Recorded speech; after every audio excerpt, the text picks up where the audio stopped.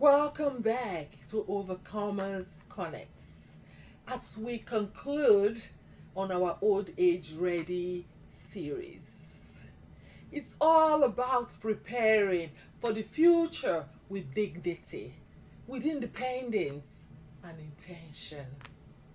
I'm your host, Abby Ambek, and today we're diving into a deeply personal but often overlooked topic, which I have titled Leaving a Legacy Behind Money or Beyond Money. Excuse me.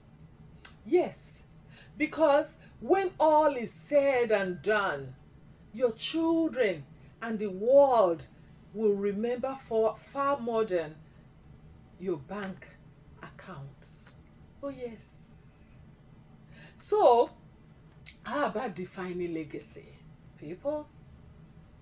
How about defining legacy in this context? Legacy is more than property. It's more than savings or investment. It is the sum of your life value,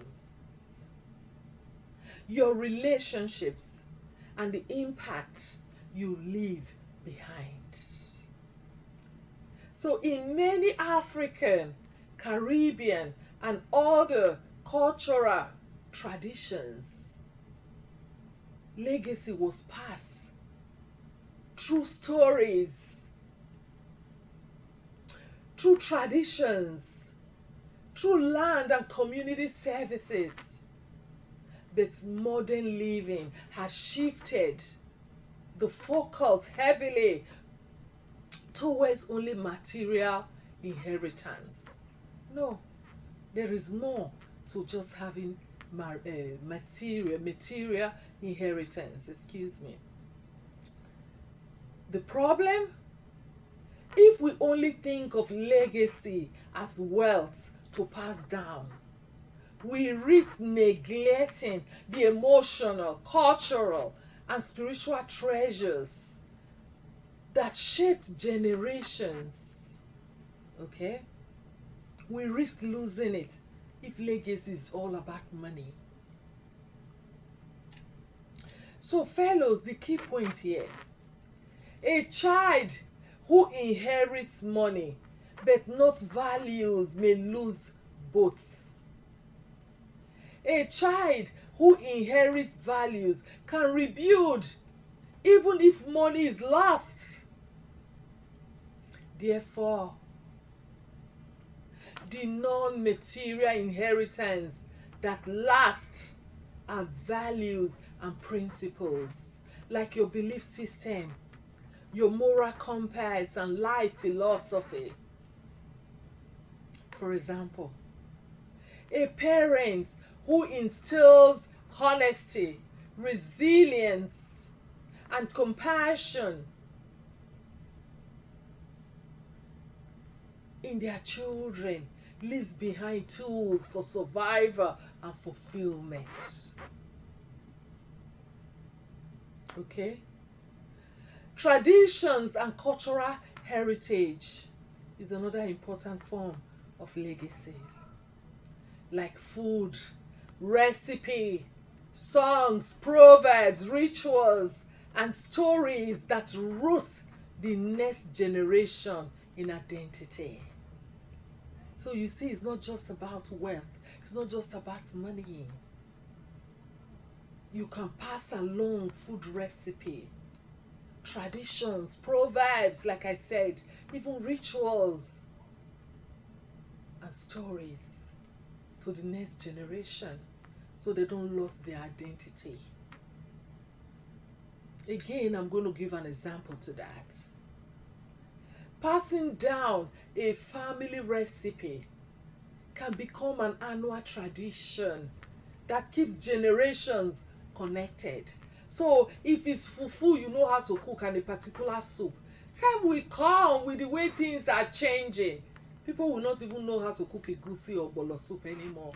So if you pass that legacy, something as simple as that, so the children to come, they will know this is their traditional food, their traditional recipe. So there's a lot of things you can pass as legacy. It does not have to be, oh, you have to be wealthy, you have to leave properties and money.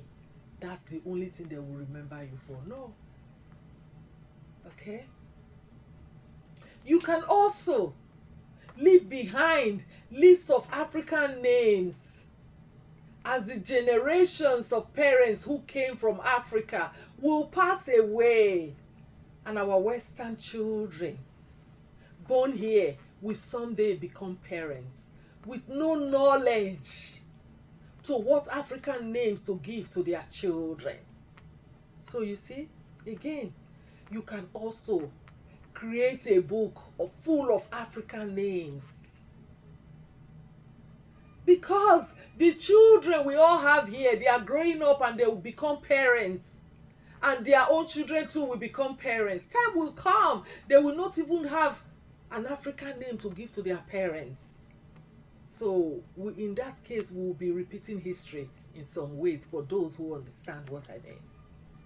So that is another form of legacy. Leaving your traditional names behind in a book where they will pass from generation to generation, and the meanings of those names. Very important. Okay? Like I said, those names are very crucial. So before you know it, we are all willingly bearing English names. Yes. So if you don't make those plans, before you know it, all the next generations of Africans in the diaspora, when we all have departed, they will start, their children will start bearing English names again. All our identity will become extinct. So, please, people, plan well now that you are still here.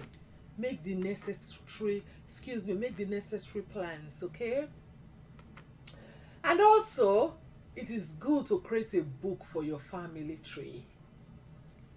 Of course, create a book for your family tree up to at least 100 to 200 years back, with names of grandparents, uncles, brothers, and sisters. Before our children start marrying themselves in the diaspora. Before they start marrying themselves in the West and around the world, especially since borders have separated us all around the world, and siblings, children can meet and start dating, which you all know is a taboo in Nigeria and in most parts of Africa. So please, try to see if you can create a book of your family tree, about your family, uncles, aunties, siblings. Our children, there's migration every day, so people can know who their family is. Time will come, we that came from Africa to settle in the West, we will depart, and our children will be left alone here. They don't even know their roots. So these are some of the legacies you can create while you are still here, fellas. Another form of legacy you can prepare down for your children is life lessons. Life lessons learned through struggle. Teaching them how to overcome adversity, how to budget money properly, how to choose healthy relationships and set boundaries. Okay? And then you can also create emotional safety and healing for them by breaking the circles of trauma or abuse. Okay? Making them understand that there are some cultures that does not have to continue with the next generation. Those circles have to be broken, especially circles of trauma or abuse, so that the next generation will experience more peace than pain. Okay? Your personal healing journey can itself be a legacy. So there are just a lot of things you can put down for you to be remembered for as a blessing parents, like I mentioned before. So fellas, it is not news anymore that some children may not be in a position or even willing to care for parents in old age. So we already know that. So parents who have invested in relationships and mutual respect, not guilt or obligations, are more likely to have lasting bonds with their children. So leaving behind positive emotional inheritance can mean that even if children live far away or have their own challenges, they will still honor your life with pride.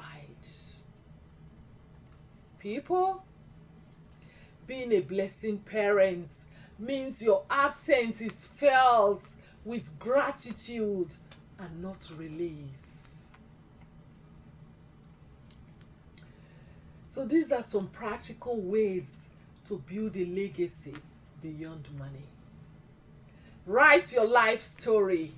Record your memories, life lessons, and defining moments in a journal or voice notes. Okay?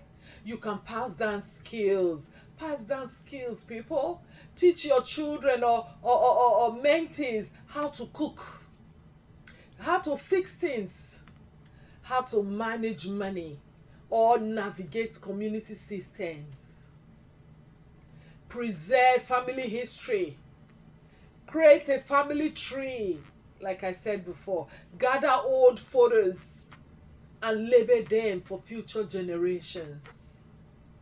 Share your spiritual practices.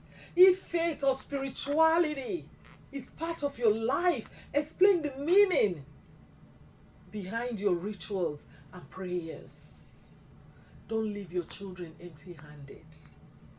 Time will come, they will need your culture and traditions.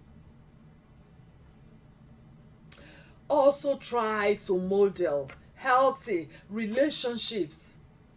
Show younger generations how to love, how to forgive, and communicate well.